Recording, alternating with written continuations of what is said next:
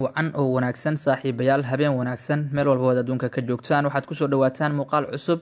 muuqaalkeenna waxaynu kusoo qaadanaynaa wararkii ugu dambeeyey ee wargeysyadu markaasi ay qorayaan caawa sheekooyinka aynu soo eegi doonana waxaa ka mid ah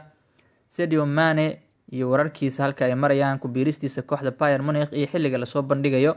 Romelu Lukaku oo isagana markaasi si rasmi ah ugu biiraya kooxda kubadda cagta Inter Milan kooxaha Ingiriiska iyo Talyaaniga ka kala dhisan ee Chelsea iyo Inter Milan oo ka heshiiyey saxiixa Romelu Lukaku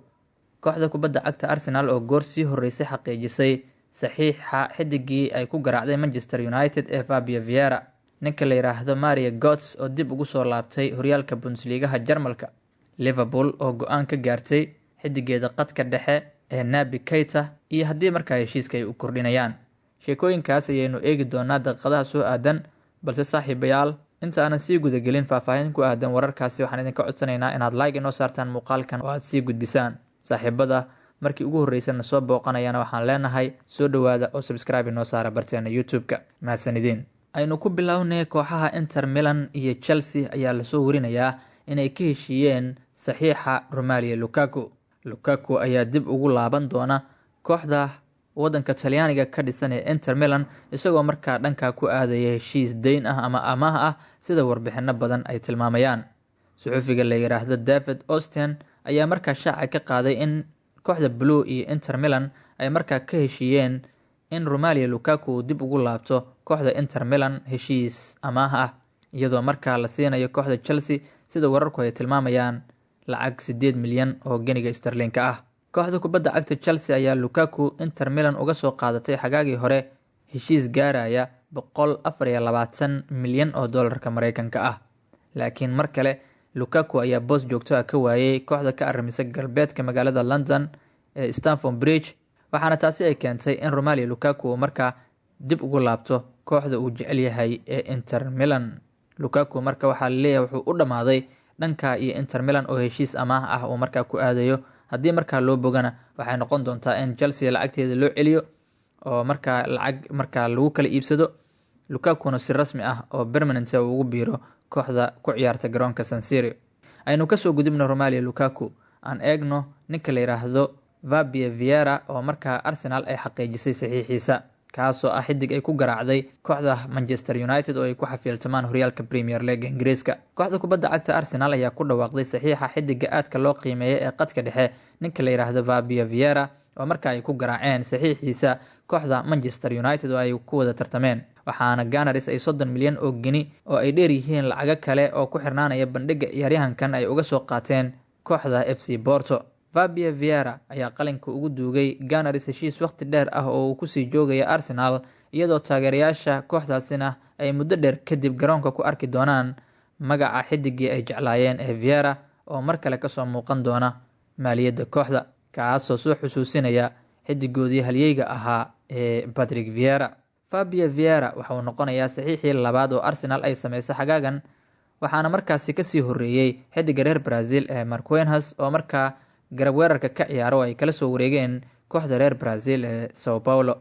Fabio Vieira oo lugta bidix markaa ku xamaasha ayaa ku wanaagsan kubad sameynta oo ay u dheer tahay inuu hore u jiido kubadda isla markaana caawintiisu ay sareyso waxaana xilli ciyaareedkii hore uu ka shaqeeyay 14 gool oo ay dhaliyeen ciyaartoyda ay isku kooxda ahaayeen oo ay ka wada tirsanaayeen naadiga FC Porto kuwaas oo markaa uu ka caawiyay 14 gool xidiga reer Portugal oo dad badani ay la barbar dhigaan ama ay ku sheegaan in uu leeyahay qaab ciyaareedka xidiga qadka dhexe ee kooxda Manchester City Bernardo Silva ayaa Arsenal markaa u xiran doona lambarka 21aad taasoo ka dhigan in lambarka 9aad ay markaa kooxdu u raadinayso weeraryahan xirta Arsenal ayaa hadda markaa dadaal ugu jirta sidii ay ku keeni lahayd weeraryahanka reer Brazil ee Gabriel Jesus oo ay markaa ka doonayaan kooxda Manchester City sidoo kale waxay indhaha ku hayaan garab weerarka naadiga Leeds United iyo xulka qaranka Brazil ninka la yiraahdo Rafinho oo markaa la sheegay inay ku dhow yihiin saxiixiisa markana bal aynu eegno halka ay marayso xaaladda Sadio Mane oo markaa maanta gaaray magaalada Munich ee wadanka Jarmalka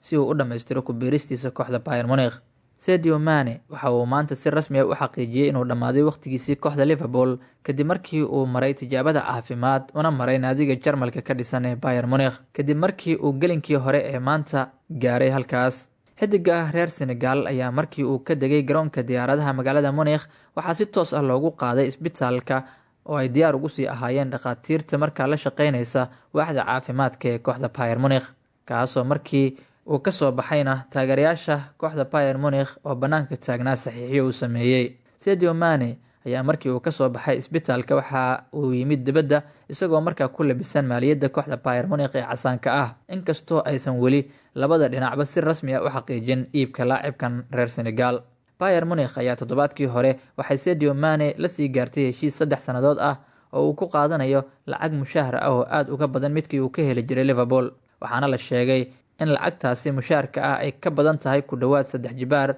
midii uu ka helayay kooxda kubadda cagta Reds. Liverpool ayaa heli doonta 27.4 milyan oo ganiga sterling ah oo fowqalmiis ah iyo 7.7 milyan oo geni oo ku xirnaan doona bandhiga ciyaaryahankan iyo muddada uu joogo garoonka Allianz Arena. Wariyaha la yiraahdo Philip Kasla ayaa sawir ka qaaday Sadio Mane oo xiran maaliyadda Bayern Munich oo ku sugan banaanka garoonka tababarka kooxda Munich kadib markii uu tijaabada caafimaad maray. Waxaase la filayaa in maalinta berrita ah si rasmi ah uu qalinka ugu duugo heshiiska uu ugu wareegaya kooxda Bayern Munich, isla markaana naadiga reer Jarmal ay markaas saxaafadda u soo bandhigi doonto. Dhinaca kalena ku guuleystihii koobka adduunka ee Mario Götze ayaa markaa dib ugu soo laabtay horyaalka Bundesliga Jarmalka. Waxa uu ku biiray kooxda Frankfurt isagoo markaa uga mid noqday kooxda Jarmalka heshiis 3 sannadood ah. Xidigan la yiraahdo Messi-ga Jarmalka ee Mario Götze ayaa hore uga soo ciyaaray horyaalka Bundesliga Jarmalka aadna u garanaya, waxaana uu 2 goor soo matalay kooxda Borussia Dortmund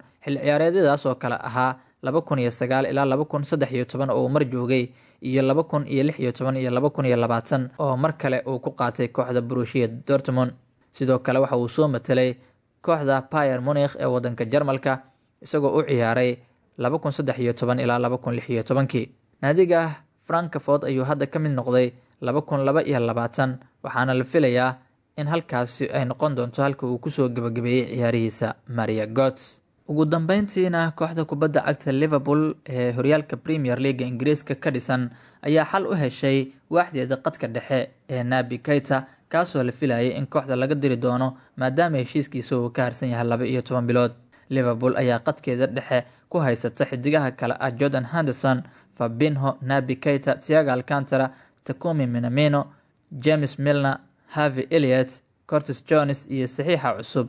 ee Fabio Carvalho. Waxaana khubarada ciyaaruhu ay ku doodayaan inay tahay in ciyaartooy qadka dhexe ah oo markaa ay keensato kubadda jiidi kara sidoo kalena dhalin kara. Sidaas oo ay tahay waxaa xagaaga dambe xor noqonaya Naby Keita oo 12 bilood uu kaga harsan yahay qandaraaskiisa garoonka Anfield, iyo sidoo kale James Milner oo heshiis sanad ah oo uu dhawaan saxiixay uu ku egyahay xagaaga dambe. Haddaba wariyaha ciyaaraha ka faallooda ee la yiraahdo Fabrizio Romano ayaa ogaaday qorshaha Liverpool ay markaa ku xalinayso walwalkeeda ka haysta qadka dhexe, waxaana uu meesha ka saaray wararka suuqa ku jira ee sheegaya in ay dib ula soo seexanayaan xidigoodii hore ee Wijnaldum oo sanad ka hor markaas si xor ah uga tegay una wareegay dhinaca PSG. Fabrizio Romano waxa kale oo uu sheegay in qorshaha Liverpool uu yahay inay qandaraaska u kordhiyaan xidigooda qadka dhexe ee Naby Keita, kaasoo 27 sano jir ah oo sanadkii 2018 ay la soo wareegeen, laakiin hibadiisa ciyaareed ay markaa hoos u dhigeen dhaawacyo hareeyay xidigan madow ee Naby Keita. Marka Liverpool waxaa la leeyahay heshiis cusub ayay ka seexanaysaa Naby Keita, mana jiraan wararka sheegaya in Wijnaldum ay markaa dib u soo ceshan doonaan. Qadkeeda dhexena waxaa laga rabaa in ay ku soo daraan xidiga markaa qadka dhexe ah oo kubaddana jiidi kara sidoo kalena goolal dhalin kara. waad ku mahadsan tahay inaad nala soo gaartay ilaa gabagabada muuqaalkeena. waxaan ahay Haarun Yuusuf Qasaaro. intaan muuqaal kale dib ugu kulmayna waxaan idinkaga tegayaa sidaas iyo nabadgelyo. wasalaamu calaykum waraxmatullaahi tacaala wabarakaatu.